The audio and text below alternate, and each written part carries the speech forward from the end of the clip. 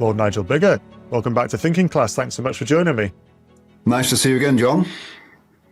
The pleasure is all mine. Last time out, we were speaking about the themes of your previous book, Colonialism, A Moral Reckoning, and now you've written one about reparations, which is proving that you have somewhat of a penchant for handling those moral charges against Britain and its imperial history that have been deemed as settled in the eyes of our political and cultural elites, usually against Britain. And let's get into reparations. So typically when reparations are called for, which they are increasingly so amongst even our political class, but also our established church, as you've written in your book, the focus is often on, in fact, almost exclusively on the African descendants of the transatlantic slave trade. So leaving aside the question of whether reparations are the right thing to do, you suggest that focusing on the descendants of black slaves is short-sighted. Why? Yeah, let me just backtrack a little bit just to make clear to your listeners. I mean, you're quite right that reparations is moving to center political stage. I mean, a community of 15 Caribbean nations, CARICOM, the Caribbean community, presented a bill to Britain of £18 trillion for reparations for the enslavement of Africans brought to the Caribbean. The African Union 2 weeks ago cheekily decided to present its own bill. We haven't seen the figure yet, but I imagine the bill will be higher than than CARICOM's. And then, yes, the Church of England 2 years ago, in my view, with good intentions but unwisely, committed itself to pay £100 million, initial £100 million out of church assets in reparations for the church's involvement in slavery, which was alleged, I think, is actually a mistake. But anyway, so that's the reason why this issue is salient. The focus on the descendants of African slaves is myopic, and it's unfair, because the story told to back the claim against Britain for reparations is that white Britons oppressed, exploited black Africans in bringing them to the Caribbean and the American colonies in mainly the 18th century. And what's wrong about that is that it makes the British involvement in slavery seem something extraordinary. It also presents the situation literally in black and white and black terms, in racially prejudicial terms. And what's prejudicial about it is it omits to say that black Africans were in the business of enslaving other black Africans and selling them to the Romans and then to the Arabs long before Europeans arrived on their coasts in about 1450. The British didn't get there until 1650, or maybe 1550, but mainly after 1650. So what's happening here? The story told about the past to support the case for reparations abstracts British involvement from its context and makes it seem as if this was something extraordinary, and also makes it seem as if it was something that white people did to black people. So the terms are racialized, and that's historically distorted. And that's one of my main complaints against the case, against the historical case. Well, I suppose the point you're making about Africans enslaving Africans, selling to other Africans, but also Romans, Arabs, all the rest of it, is that what you meant when you said that the African Union has rather cheekily come up with a reparations claim of its own? Because yes. So the African Union decided that we owe reparations. I mean, for colonial crimes in general and slavery in particular. I mean, we can talk about colonial crimes. Of course, there were colonial crimes, but there were plenty other non-colonial crimes by African people too. But let's focusing on slavery. Yes, I mean, not only were Africans involved in enslavement long before Europeans arrived, the British were among the first peoples in the history of the world to decide to abolish slave trading and slavery within their own territories, and then spent 150 years suppressing slavery from Brazil to New Zealand. And during that period, in 1850, thereabouts, the Fulani people in what's now northern Nigeria ran vast slave plantations. And they, according to one African historian, these plantations exploited as many Africans as there were slaves in the United States at that time, namely 4 million. And this is 1850, after which about 40 years after the British had ended the slave trade within their own territories, and about 20 years after they'd abolished slavery altogether.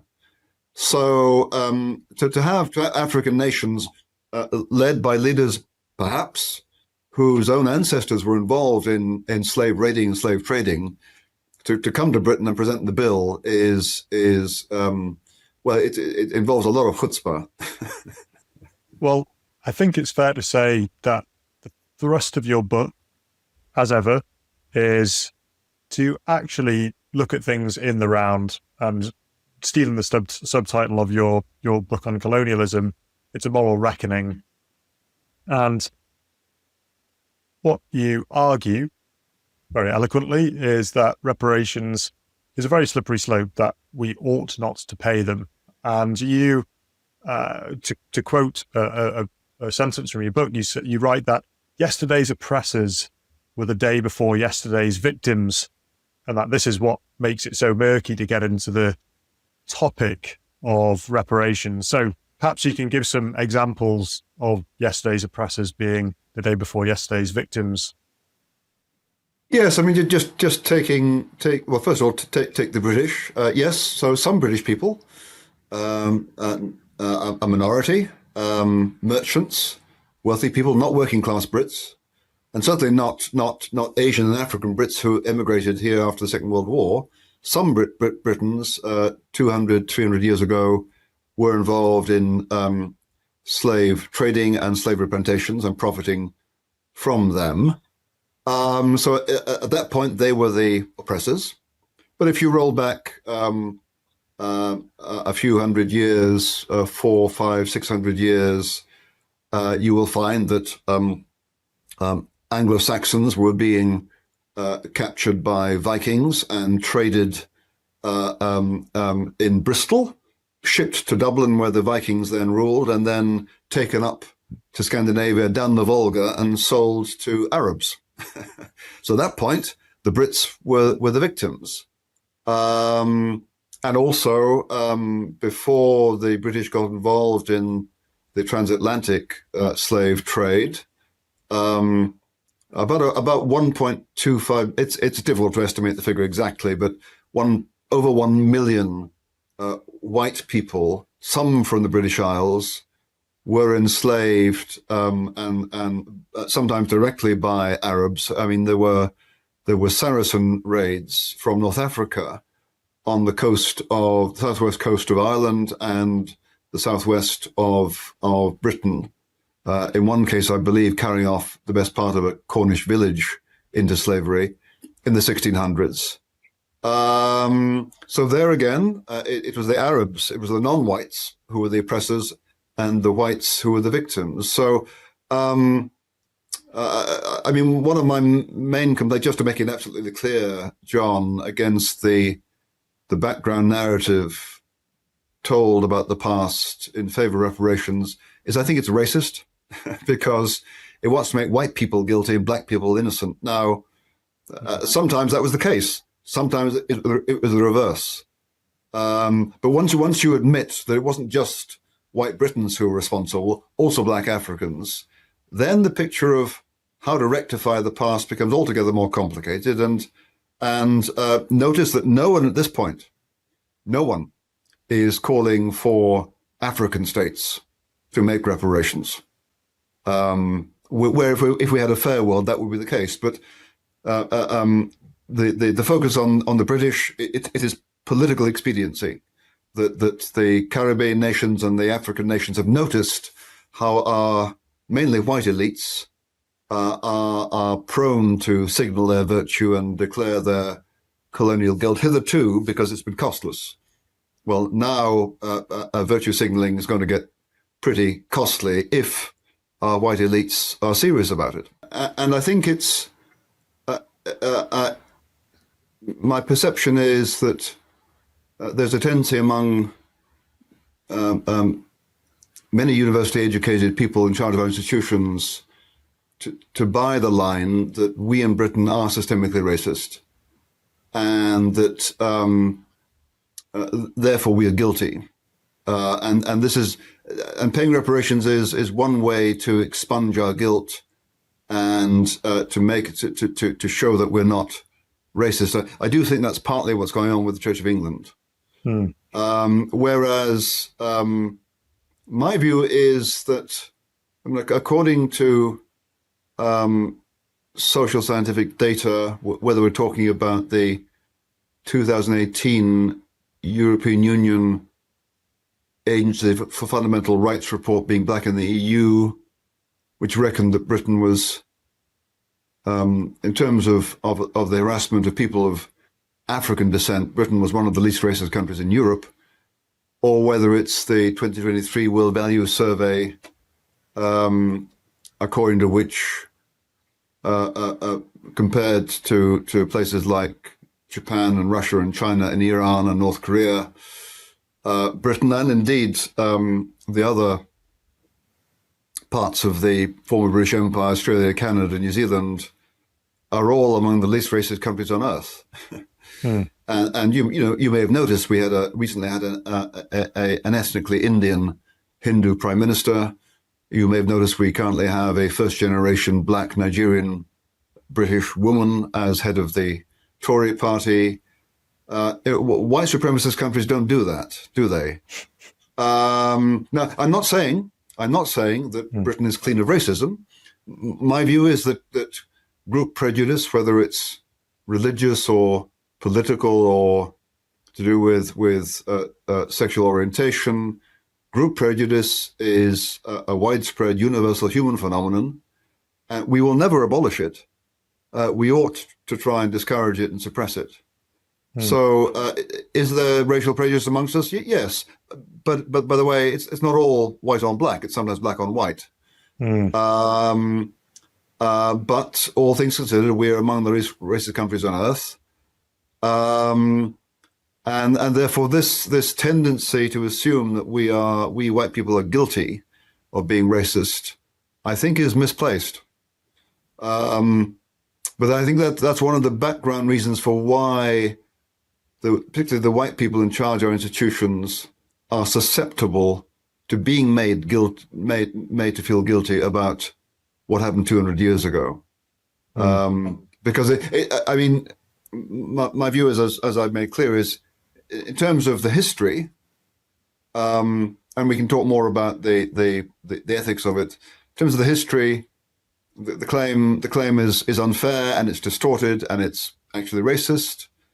So one doesn't have to feel responsible for paying reparations, but I observe that our elites are inclined to, and some of them actually want to. So when I come along and say you don't need to, the action is not, oh great, or just even skeptical curiosity. The reaction is often hostility and aggression. And one has to ask, well, what's fueling that? Because people seem to have an investment in this story that is unwarranted. So why are they attached to it? I could go on. Yes, you certainly could. And I suppose drawing more examples from your book, you grapple with the frequent challenge to Britain's imperial past, where the nation is frequently accused of having treated and seen its colonial possessions as solely a source of cheap materials, a market to sell its goods. What's your challenge against that view? Okay, so I suppose the case of chattel slavery in the West Indies, as they were then, is perhaps the clearest case of colonies that were primarily about economic exploitation. So, hands up, guilty there then. One point to make is that economic exploitation is not confined to white people, because, as I said, black Africans were exploiting millions of other black Africans in what's now northern Nigeria in the 1850s. So it's a bad thing, but it wasn't just white Brits who were doing it. Secondly, yes, if colonialism was sometimes about economic exploitation, at other times it was about liberation. So, as I said, the British were among the first peoples in the history of the world to abolish slave trading and slavery in the early 1800s. They then spent considerable money and lives suppressing slavery from Brazil to New Zealand. So for the second half of the British Empire's existence, it was committed to suppressing the enslavement of peoples. In this case, the peoples being enslaved were all non-white, whether they were African or whether they were Indian or Malaysian or Maori. And this campaign against slavery, which someone has described as being the first major state-sponsored human rights campaign in history, this was premised on the assumption that all people, all human beings, are equal under God, because the inspiration was primarily Christian, equal under God regardless of skin color. Right? So yes, moments of economic exploitation, but also a long-term commitment to human liberation regardless of skin color. And okay, just sticking with economics, to set against the exploitation of human beings in the sugar plantations of the West Indies, from about 1846 till 1920, for 80 years, the British Empire was committed to free trade. And this meant, among other things, that Indian businessmen could send their kids to Cambridge University, and their sons then went to observe industrial processes in, let's say, Manchester, and they took back with them to India technical knowledge, expertise, and they built textile mills and steel mills in India in the 1890s. So that I think by 1930, India was the third or fourth largest steel producer in the world. And the steel mills were, I don't know to what extent they were owned by native Indians, but some of them were. And one of the most successful companies now employs 60,000 people in Britain today and owns most of what's left of the British steel industry, namely the Tata conglomeration. That began in British India in the 1890s. So yes, sometimes economic exploitation, other times economic opportunities that native peoples saw and seized and exploited to this day. You draw out some really interesting examples within your book, one of them being Barbados. And you actually run it in comparison with Jamaica as another Caribbean nation. Effectively, the evidence you draw out shows that there was investment in education so that the peoples of Barbados could become a full part of Christian civilization, I think were the words that were used.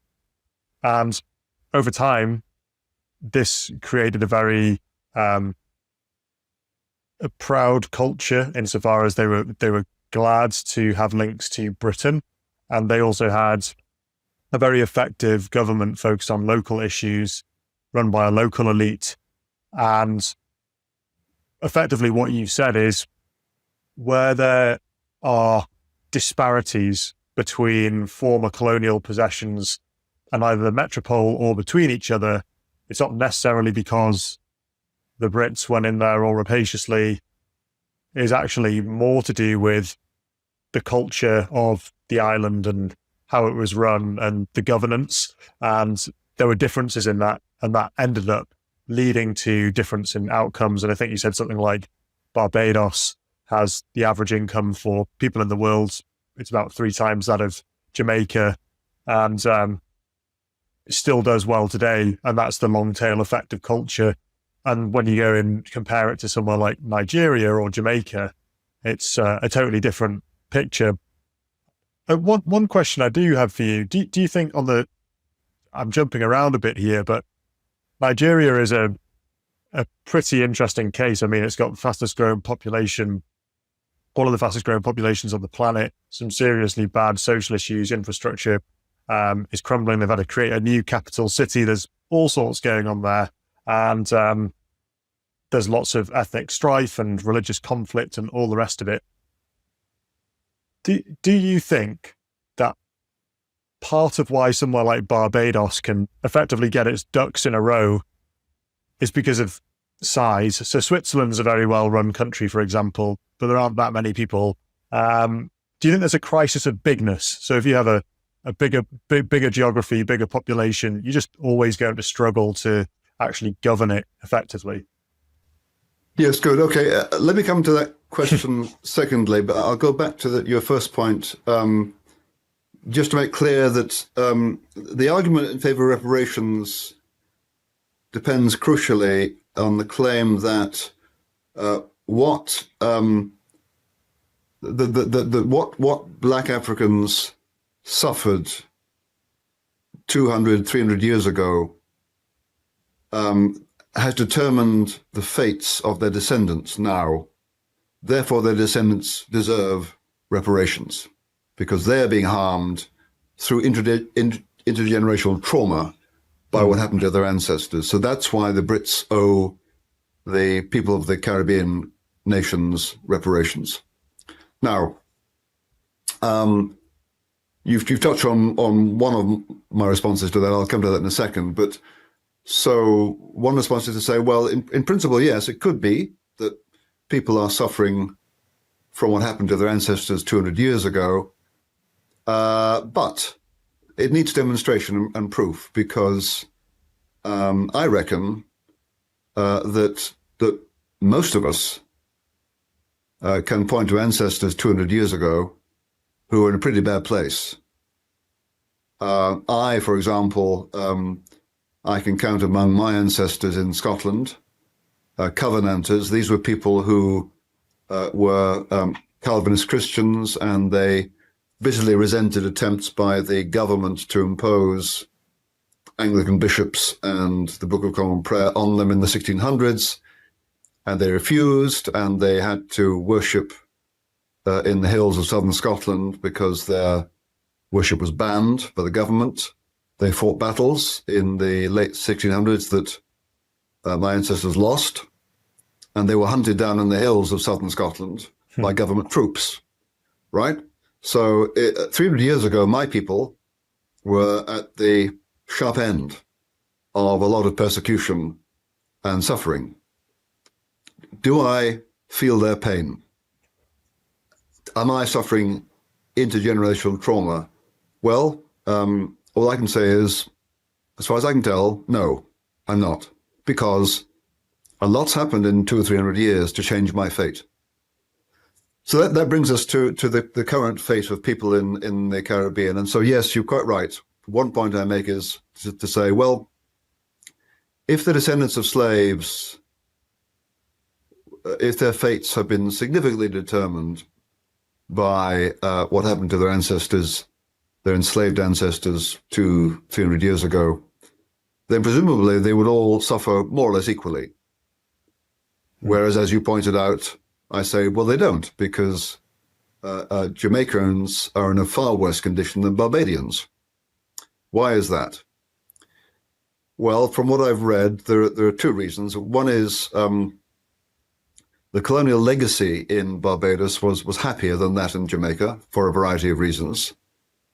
So to some extent, it has to do with colonial legacy. But note here, the colonial legacy was not uniformly bad. In Barbados, it was quite good because upon independence, Barbadians, literacy among Barbadians was extremely high.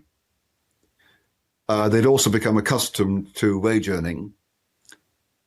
So there were some features of the colonial legacy that were positive and advantaged Barbadians. And also post-colonial government in Barbados was economically good, financially good. The post-colonial government of Jamaica was economically disastrous. So again, the fates of these peoples are determined partly by the colonial legacy. In some cases, the colonial legacy was relatively good, and then also by the way in which, after independence, Black Caribbean peoples governed themselves, and sometimes they misgoverned. And then, yes, your point about bringing us to Nigeria, Barbados, in terms of literacy, life expectancy, and gross international income per capita, is way ahead of Nigeria. Barbadians are largely the descendants of slaves. Some people in Nigeria are the descendants of slave raiders and slave traders and slave owners. Okay, so that's the argument against this notion, this assumption of intergenerational trauma, which is asserted but never, to my knowledge, demonstrated. Okay, so on the issue of the question of size, yes, maybe size does make a difference. Although Jamaica's pretty small too. I mean, I think the problem with Nigeria, and this is a criticism of the colonial legacy in parts of Africa. The criticism is that, you know, the Brits drew lines in the sand, and this threw together hundreds of different peoples who had nothing in common. I think in Nigeria there are 200 languages, and sometimes colonial borders divided the same people. So you have a minority stranded in one country, which is dominated by another people, and this is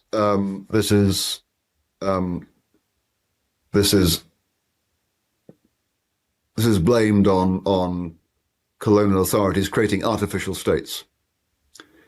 To which my response is, well, name me a state that isn't artificial. I mean, all states were built, right? And all states, I mean, even in Europe, you know, where borders are drawn has been contentious until after the Second World War. And borders often leave people, you know, a given language group on either side of a border with minorities. So it's not a uniquely colonial problem. And then also, I thought we in this country thought that multiculturalism was a good thing. No? Because the implication of the critics of the colonial legacy in Africa is that actually real states ought to be monoethnic, one people, one culture, one language. Well, that certainly is easier because it avoids the tensions that sometimes arise among many peoples. But I've observed that whereas multiculturalism is supposed to be the ideal in Western Europe, apparently in Africa, it's not the ideal. Now,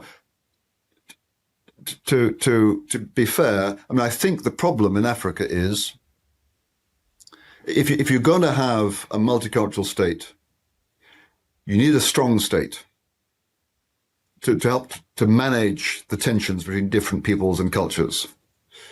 And the problem in Nigeria is the state it has been relatively weak. And that probably has something to do with the colonial legacy, because colonial states in Africa were generally weak states, partly because the Brits were only in Africa for 70 years, mainly in West Africa, East Africa, 1890, 1960, one lifetime. And so there wasn't time, as there was in India, to build a stronger state. So yes, colonial legacy bequeathed to Nigeria all sorts of problems. But then, you know, Nigerians bear responsibility. I mean, we all have to manage our differences, and we always have to restrain ourselves. And Nigeria has also suffered, I believe, a lot of corruption in government. Hmm. So it's not all the Brits' fault here. Yeah. So, but as to size, I'm not sure whether it's size so much as a strong state and a coherent state. And I think in the case of Barbados, the colonial legacy plus good post-colonial government, post-colonial management has made a huge difference. Hmm. Well, lingering one more question within your book, so I don't want to give it all away. I want people to go and buy it. But I suppose a common charge, exactly, common charge against Britain is that its wealth was effectively, its modern day wealth, effectively came about because of the slave trade. And furthermore, that the Industrial Revolution would never have happened without the profits made in the slave trade. And you made some pretty interesting arguments about the wealth angle, which is, well, hang on, the Portuguese traded more slaves than everyone else, and they're the poorest country in the European Union right now. So that's not true. But sticking with the Industrial Revolution, because I think there's a really interesting point and discussion to be had about the conditions that might have created the Industrial Revolution. But what do you make of the suggestion that it could never have happened without slaves' money? So the question of the contribution of the profits of slave trading and slavery to British industrial prosperity in the late 1700s, early 1800s, and therefore contemporary Britain's wealth is a controversial one. And so first point to make is people who are lobbying for reparations, they make the unqualified claim, and this is in Church of England documents too, that slavery was central to Britain's industrial prosperity. Now, that's dishonest. It's dishonest because it presents as a fact, as an agreed fact, what is highly controversial, right? So the fact is that if you are a Marxist, if you follow the thesis of Eric Williams, the Trinidadian historian and then Prime Minister of Trinidad, and his 1940 book, Capitalism and Slavery, then you will suppose that slavery made, quote, an enormous contribution to Britain's industrial prosperity. But, and this is what the reparations advocates will not tell you, Williams is only one voice, and his is a minority voice. Now, most historians, most economic historians, reckon that the contribution of slavery to Britain's economy was somewhere between small and modest. The person who is reckoned to be the most eminent living historian of transatlantic slavery, David Eltis, when I spoke to him in March, he used the word small.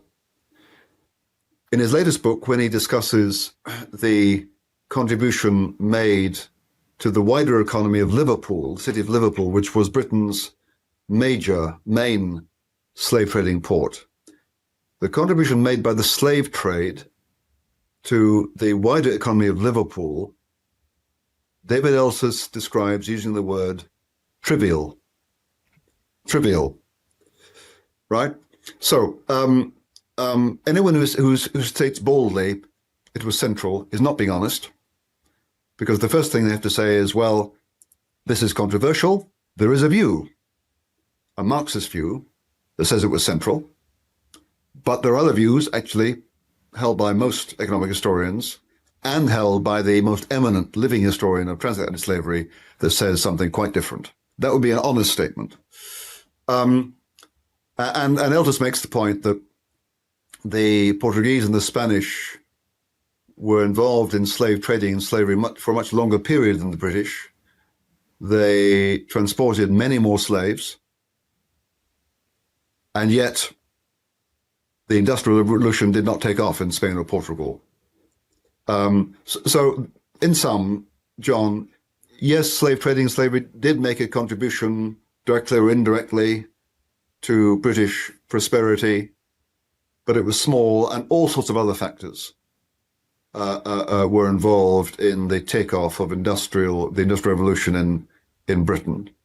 A point that's been made by one historian, Lawrence Goldman, is that a lot of the industrial inventiveness took place in nonconformist Christian circles in the English Midlands. Right? English nonconformists were among the foremost campaigners for the abolition of slavery. They were not. They weren't. Because they were nonconformists. They were somewhat marginalised from English society.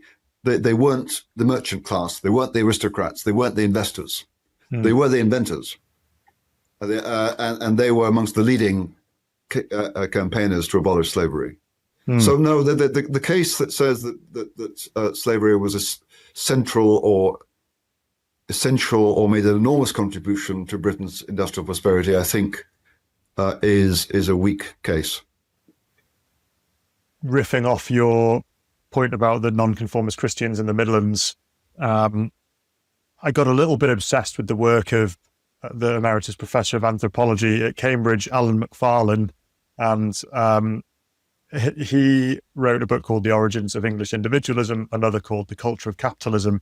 And effectively what he outlines within those books is that through the legal system that was created to recognize individual property rights, but also because of how independently the English in particular had always lived, they were tinkerers by nature.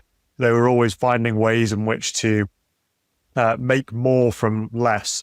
And whilst he doesn't end up citing these points, is you can find all sorts of interesting stories like the monks at the now ruined Revo Abbey in North Yorkshire, who I think might have been the first to come up with smelting furnaces, and that was way back in the 12th century. So there's all these things and ideas and technologies floating around the country long before anything called the Industrial Revolution came along. Sure. No, sure. Yeah. Anyway, an interesting aside. Let's switch things to modern Britain, because you are, well, you're an ethicist and you specifically come from the Christian tradition. And much of your book is about how ultimately humanity's drive or motivation to seek justice will always be there. And your argument is we need to be realistic about what's possible, and that's what you're arguing against, which is so many of the things being suggested aren't possible and they obscure the truth. But I suppose the question I've got is, in modern Britain, which has seen a sharp departure, I think, from its Christian inheritance, we've got parliamentarians, for example, who, upon entering parliament, swear on different books of faith. We have a Home Secretary, for example, whose Islamic faith is, in her words, central to her life above everything else. And we also have changing demographics, both in the direction of Islam, but also multi-faith environment. So I suppose if we're thinking about how Britain's conception of justice may change over time, do you think it's reasonable to expect that we may end up in a position where we're judging ourselves as a nation differently because of the coming to the fore of different religions in our positions of power? Do you see our governing structures changing? I suppose I ask this question now you're embedded in the belly of power, at least to a certain degree, in the upper chamber in the Lords.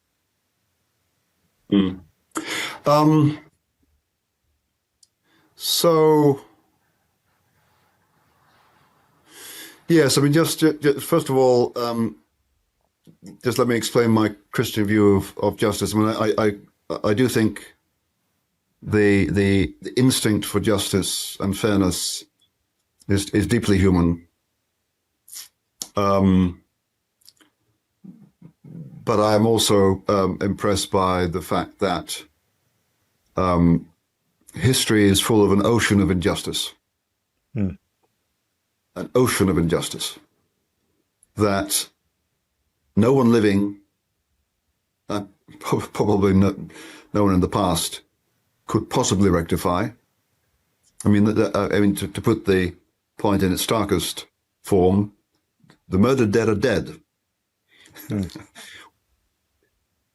God in heaven may be able to raise them. We can't.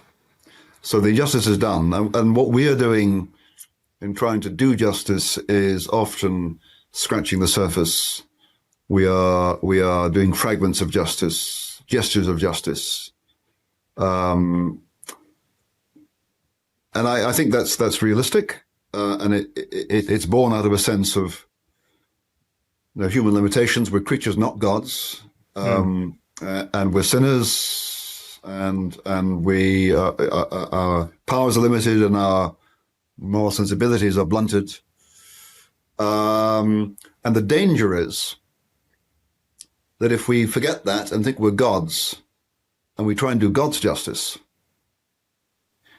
like Stalin or like Pol Pot, we end up perpetrating the grossest inhumanity. The grossest inhumanity. Because, let's be clear, the communist mission was to create an equal world. And do it by force. And that involved the starving to death of millions. It involved mass murder.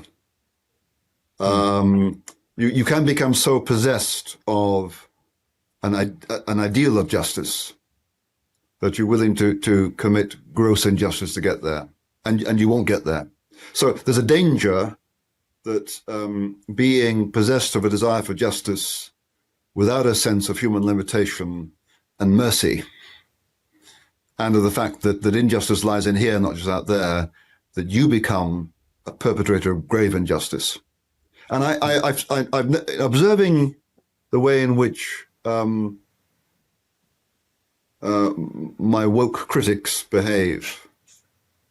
I've been moved to reflect in these terms because, on the one hand, I see, the woke critic is ostensibly concerned about the poor and the marginalized of the world.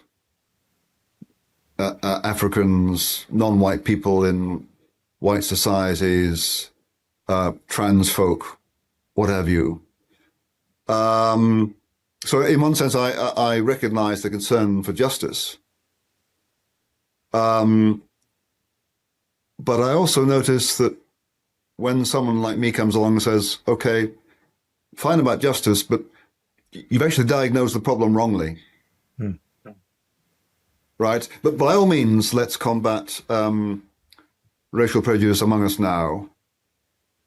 And let's address unfair disadvantages suffered by different ethnic groups. Although in this country, by the way, the ethnic group at the bottom of the pile is poor whites. But that's another story. But by all means, let's address these problems. But we need to get the diagnosis right. And to slap the label racist on any conceivable cause of ethnic disadvantage is just boneheaded, because there are all sorts of reasons why people might be disadvantaged ethnically. But I've noticed the woke critics aren't interested in an accurate diagnosis. They're not interested in the possibility they might have got it wrong, and they react with a fierce, angry intolerance. Because they know the truth, because they're God, and they're doing God's business. And I'm not going to overplay victim here, but as a consequences, they mistreat and abuse people all the time.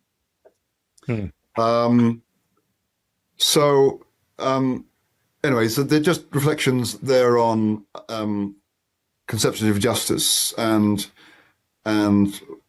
why a Christian view is committed to justice, but because of our sensitivity to human limitations, we also know that what we can do here on earth is limited. That's why we pray. And I often tell the story of, I came out of a cinema in London 10 years ago, having watched a film called Katyn. This is about the massacre of 20,000 Polish intellectuals and soldiers and leaders by the Soviets in 1941. And I came out of that film saying to myself, there has to be a hell. There has to be a hell for all of Stalin's assembly line murderers who died in their beds, which they did. Acutely aware of, there's nothing on earth I can do to rectify that. There has to be a God to rectify the gross injustices that are way beyond human rectification. Otherwise, there is no justice. And when you lose that theological constraint, the danger is you become not a god but a devil. Anyway, so just getting back onto Britain's multicultural character. I mean, there's a danger here because the conceptions of justice we now have, I think, been they are in fact more Christian than people understand. And Tom Holland has been making this point in his recent writing, his book Dominion, that the gradual outlawing of slavery in England was in no small part a Christian impulse. I believe it was an Anglo-Saxon Archbishop Wolfston, Archbishop of Canterbury, who first got the Anglo-Saxons to outlaw slavery, or maybe it was in the around 1000, I think. So slavery was outlawed in England in the medieval period because of the pressure of Christian bishops, and then the popular movement for the abolition of slavery in the 1700s emerged among Quakers, and then evangelical Anglicans and Methodists. So there has been the Christian faith has led to has led, no doubt by crooked paths, to an equalization of society. And as I said earlier, I mean, the campaign to abolish slavery was made on the premise that all people are equal under God, regardless of skin color. That skin color is literally skin deep. That's all it is. And even again by indirect routes, the equality between the sexes is to some extent a Christian inspiration. Now, so we've got where we've got in terms of liberal ideals of racial and sexual equality. We think that violence needs to be very constrained. And all I'm saying is these ideas, these are not part of the cosmic furniture. They're not the natural default position. Lots of people do not agree. Do not agree. And this is, we've inherited a certain inheritance, and it is considerably Christian. Now, moving to other faiths, Islam, Hinduism, whatever, we need to realize that other faiths, just like Christianity, take different forms. And we don't want to essentialize Islam, for example. There are very peaceful, non-violent forms of Islam, like mystical Sufism. But there are forms of Islam that are not at all peaceful, and whose view of justice is, to our Christianized liberal conception, brutal. Look at Afghanistan or look at Iran. And, it's possible if we import people with those views here and they don't adapt to our culture, that we might find in a generation or two that the electorate votes to restore criminal penalties for homosexual behavior, for example, or restore hanging. I mean, lots of, for a long time, the popular will has wanted a return of hanging, not just Muslims. But yes, I mean, we need to be careful of our inheritance and not assume that everyone who comes here is simply going to adjust to our values, because some clearly haven't. And the dreadful killing in Manchester of Jews yesterday is a sign of that. One final question on modern Britain before I let you go. You've been very generous with your time, particularly with these technical issues that I've been experiencing with the storm. We've touched on some of these demographic points, which are certainly causing friction here in Britain in many respects. And Britain today faces many issues. And I would say, and I think you may agree, given some of the terminology used within your book, the issues are downstream of a political class that are, in Orwell's terms, so you cite, Europeanized. They tend to be unpatriotic, and when they do parade their virtue, it's usually cloaked in a global good sense rather than a national good or a common good sense. And I think you show convincingly within your book that there's a degenerate Christianity here that's beneath the surface. And I suppose in response to many of the issues created by that political and cultural elite, which has been running things for so long, is that we have this wave of, let's call it, populism that's rising. We're seeing national flags being raised everywhere. We see a desire, I suppose, for a healthy nationalism and a patriotism, people to stop doing the country down, however people want to describe that. But there's even talk of the deportation of those who've arrived illegally. And there's even conversations about revoking previously granted permissions to remain in the country to legal immigrants. So I think there is probably a case you could make for all of that. But I suppose you, as a man who's an ethicist and with the Christian conception of justice, and that has been England's history for all of it since its foundation, and Britain's history for most of its time, that we would recognize it. I suppose myself, even as a Christian, I would quite like to know what's possible under Christian social ethics when it comes to topics of nationalism, when it comes to the idea of defending borders, because I think critics would say these notions are un-Christian and they're unwelcoming. What would you say to that? Yes, there was a letter in the Times by some Anglican clergyman to the effect that all this patriotic stuff is nationalist and militarist, which is a predictable and tedious response. So I'm a British patriot. I believe in Britain, and I have reasons for believing in Britain. No, I'm a Christian. Britain is not God. Britain is not divine. Britain came into being in 1707, and it could go out of being in the way that Czechoslovakia did. I get that. But Britain gives its people and the world good things, and therefore I'm committed to Britain, and I'm a patriot. It's very important, therefore, that we're careful to preserve what we've received from the past, and that means we need to be careful about who we admit into the country, and how many we admit of them, and how well they're integrated. So let me be clear. I've no objection to immigrants. My wife is one. She's American. And by the way, she's still on indefinite leave to remain. So I trust that Nigel Farage, if he gets into government, will be a bit more discriminate than returning my wife to the US. I mean, my wife is intent on applying for British citizenship for the second time.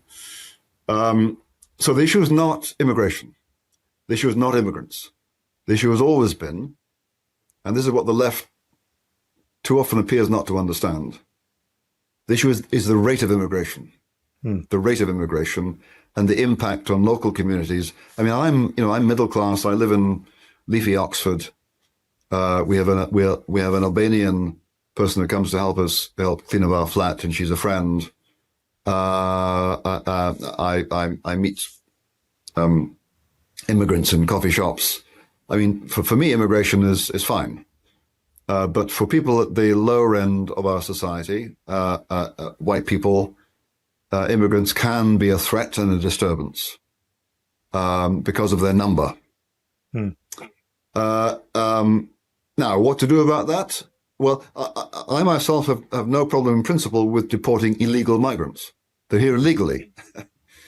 And I've clashed with the bishops of my own church, the Anglican Church, over this, over the Rwanda scheme, which they deemed to be immoral. And I said, well, not really.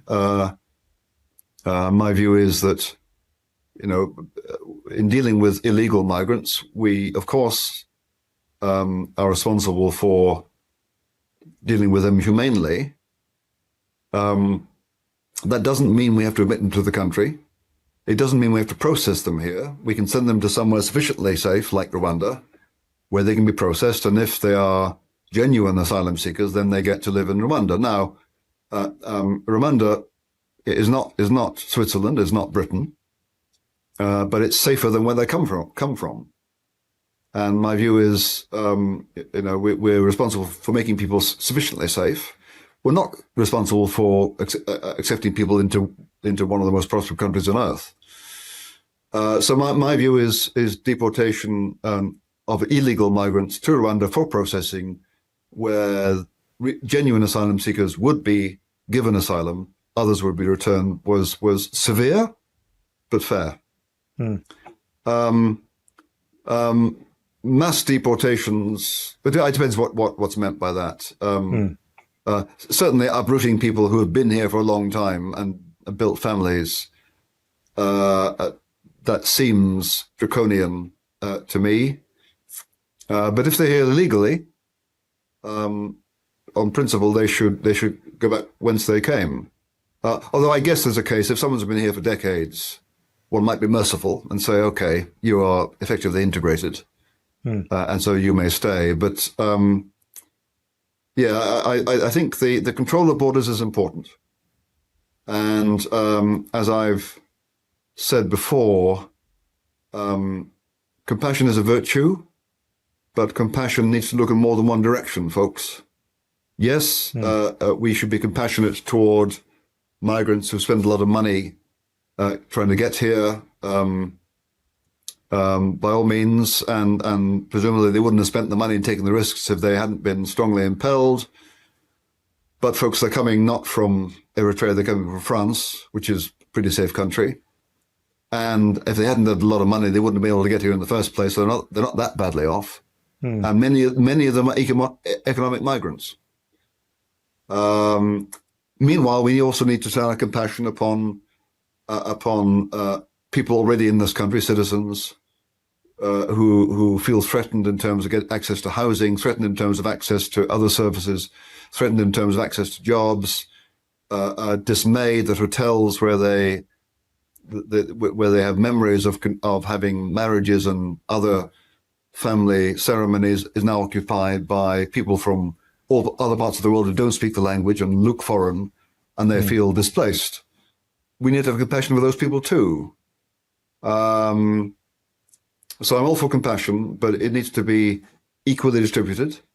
And by the way, compassion is not the only virtue. We need prudence as well. We need justice as well. And justice sometimes means doing things to people that will distress them, but it's just. And so compassion is not the only virtue. Well, as ever, thanks for a balanced answer. And before I let you go, we plugged the book already. We've raised it up on the screen, but I will include a link to reparations in the show notes. Nigel, you've been on a rich vein of form and you've been popping up all over the place. I suspect people are becoming more and more attuned to your message, and I certainly know you get lots of compliments about just how balanced you seem to be with regards to the exploration of these tricky moral questions, which all too easily get boiled down into slogans and 140 characters and all the rest of it. But where can people find you so they can get a whole bunch more of that content, as we call it in this day and age? Yeah, John, thanks for asking that. So I do actually run a Substack now under the title The Bigger Picture.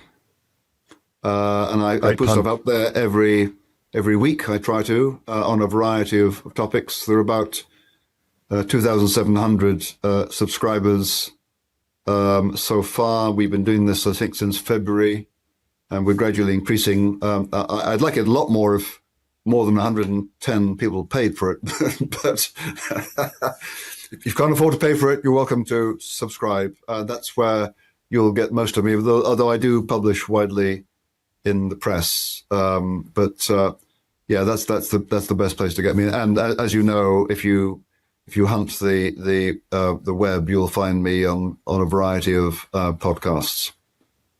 And can we expect another book project in the offing? Anything else come to mind that you want to tackle next, or too soon? Well, since you mention it, John, I have another book coming out in February. This is called The New Dark Age, and its subtitle is Why Liberals, meaning those of us who believe in free speech and the robust exchange of ideas and reasons, why liberals must win the culture wars. So that'll come out in February, thanks to Polity Press. And then I'm about to sign a contract to co-write a book on telling a better story about Britain. Wow. Well, they're two books that are absolutely timely. Watch the space. Yes. Well, I look forward to future conversations on both those things and indeed reading them. Lord Nigel Biggar, it's been my absolute pleasure. I wish you all the best with the book launch from now. I know it's already out, and I'm sure it should gain wide readership. This is a topic that keeps on popping up in the dark corners of the internet, which then quickly spreads out everywhere else. So all power to you, and keep fighting the good fight. Thanks for this conversation, John. It's always a pleasure to talk. Thanks, Nigel. Take care. To keep up to date with all that I am doing, please subscribe to the Thinking Class YouTube channel at Thinking Class and follow me on X at Thinking Classes. Thinking Class seeks to understand the civilizational issues we face and why what our leaders do in response matters. Here, I seek to explore the ideas, values, and culture that made our civilization, those that are unmaking it, and how leaders at our public and private institutions should respond. Engage with me on YouTube or X, or write to me at thinkingclasspod@gmail.com to tell me who you want me to speak to and what topics are important to you. I look forward to seeing you there and for joining me on this journey.